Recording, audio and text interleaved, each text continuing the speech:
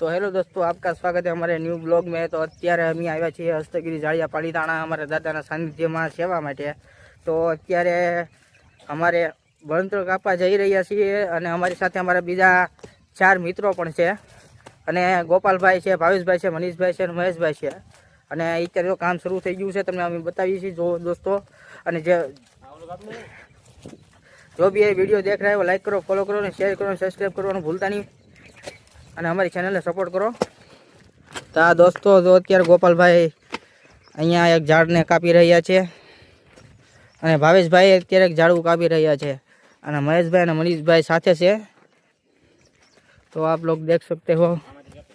तो અત્યારે અમે जंगल में जा रहे हैं। तो आप लोग अरे वहाँ पे पानी की टाकी है, नहीं खाड़को है, सॉरी खाड़को से।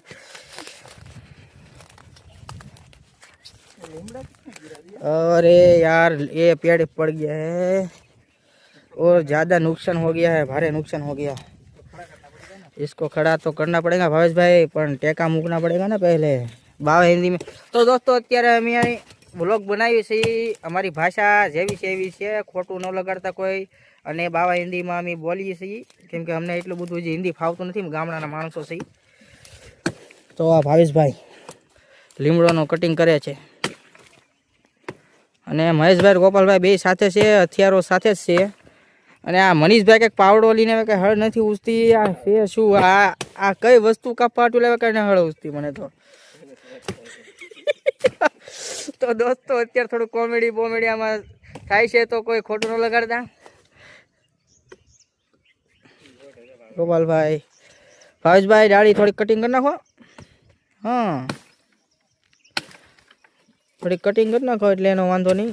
અને ગોપાલભાઈ અત્યારે જો કામે ચડ્યા છે, હુકાઈ જાય અને બળતણ માટે કામ લાગે। અહીંયા આવે તો કોઈ રસોઈ બોસે બનાવી તો। અને અહીંયા એટલા ફરતા ડુંગરા જ છે, જોઈ શકો છો તમે। यहाँ पे सभी के साइड डूंगरा है यार, मैं भी गिर जाऊंगा। और ये हमारा बाथरूम है, इस तरफ जेंट्स वाला है, वो उस तरफ लेडीज वाला है। और दरवाजा पैक होता है पर आगे से खुला होता है। और रात को लाइट नहीं होती इसमें, क्योंकि गले उठ चुका है इसलिए।